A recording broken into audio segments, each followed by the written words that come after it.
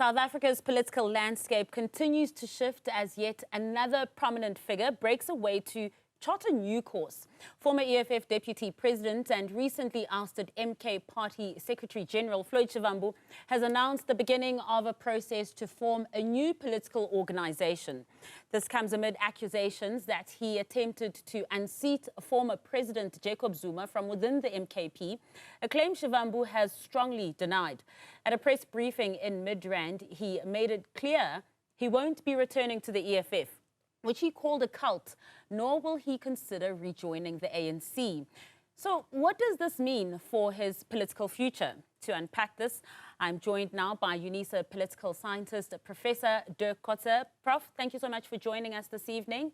And I guess the question stands, what does this mean for Floyd Shivambu's political future, also considering that he hasn't actually resigned or left the MK party? Yes, good evening. I think what you have sketched now and which has emerged now over the last day or so creates a very uncertain situation. What he has said to us is that he's not sure, although the way in which he conducted that announcement of his, it's very much sure that he actually wants to form another political party. But now he uses the concept of that he must first consult with a wide range of people about this. It's very similar to that of what Musi Maimane, Urban Mashaba, and some other persons have done in the past, and thereafter then they formed the political parties. But I think where we stand at the moment, and that's about a little bit more than a year before the local government election, is in terms of timing not a very good time to form a new party right from scratch without any support base necessarily, with not infrastructure, nothing. And in a sense on his own. There's not the other persons like when he and Julius Malema and others were expelled from the ANC and then went over and formed the EFF. It's not that type of situation. He's on his own. There's not a group that moved to a new dispensation.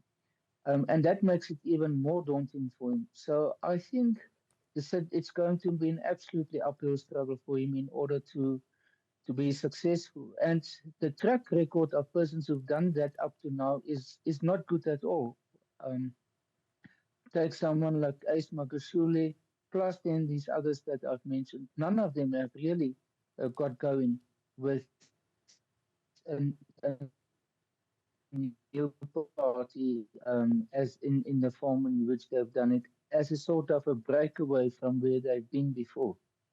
Yeah, and you know, Prof, as you're mentioning this consultation process that he says he's going to undergo to speak to South Africans about this idea, you kind of alluding to it just being a tick box exercise. It's possibly already in the making. This, Prof, does South Africa need another new political party?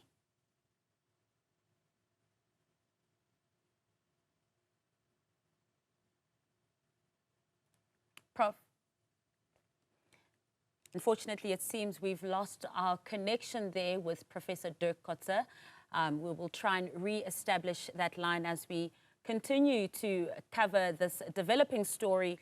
Let's take you back to that conversation we were having with Professor Dirk Kotzé on the political landscape that continues to shift as we look at all things related to yesterday's briefing by Floyd Shivambu. Prof, I believe we have you back. The question I was asking you is related to whether we need another political party. You were mentioning as well a little earlier when we were speaking that these breakaway parties don't tend to do as well as they would like to do. But also, as we've seen from last year's general elections, the smaller, newer parties didn't attract as many votes as they had thought or anticipated they would, sticking to around about the 1–2% mark. So with Floyd Shivambu entering that floor, do you think he'll be able to then have a successful political party that South Africans are attracted to? Well, as I've tried to say, is that I think the political spectrum, especially on the left, and I presume he's going to position himself in that space, is quite crowded at the moment. It is with the EFF is there, the MK is there, ATM is there, and a number of other political parties.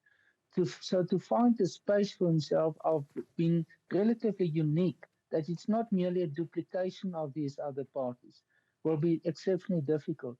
And we've seen in the past is that it's normally just one or two, maybe one party really, that can occupy the left, and the other parties remain very small. So I think it's going to be an absolutely uphill struggle for him on this account also, um, to define it as a party with its own identity, which will be separate or different from the EFF or MK party, especially, because that's the parties that he will compete directly against. And that is will be the main question. What will make him different? What will make him appealing to the public in general, which those parties cannot represent at the moment? Yeah, what we've also seen, Prof, is the smaller parties playing a role as kingmakers as well. Could this possibly be the space in which he would probably want to find himself in, because that kingmaker role can be quite crucial as well? Can be, and what we've seen, the way in which he negotiated or participated in the negotiations, he was the main negotiator, for example, in 2016 for the EFF, as well as now in 2019 also for the EFF, the national election, is that he goes for very high positions. I mean, there was this question about now in the past election of that he must become the Minister of Finance.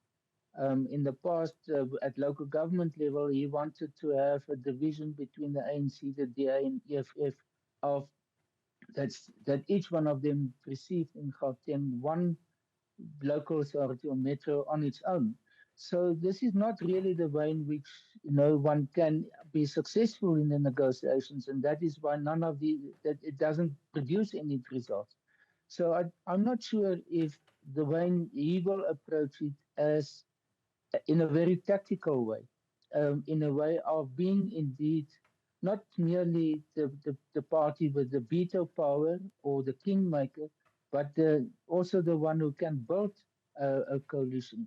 So I don't see that, and therefore I'm to a large extent I feel that there's going to be not many opportunities for him to play a very specific role. So we first of all must see that it is indeed launched as a political party. And I'm not very much convinced that that will indeed be the case ultimately. Yeah, and just finally, Prof, he also mentioned saying he won't rejoin the EFF, calling it a cult, saying he won't rejoin the ANC either, saying in the MK party, President Jacob Zuma is surrounded by scoundrels. How do voters react and receive politicians who floor cross, who chop and change political parties? Do they find them that there's a trust deficit that happens there, or are they more trusting toward them? No, I think the electorate in general is quite critical of those persons. And the examples that I've mentioned earlier on, I think, is proof of that. If it has been a party which started with a very specific mission or very specific approach, or presenting themselves as having a different approach to politics, and which will be, for example, unlocking some of the deadlocks that exist at the moment, for example, with respect to the youth. But I'm not sure whether Floyd Shivambu, for example, will be able to concentrate on the young generations.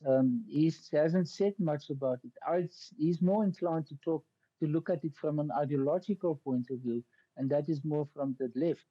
So, and that is why I don't see really many opportunities for him in this respect.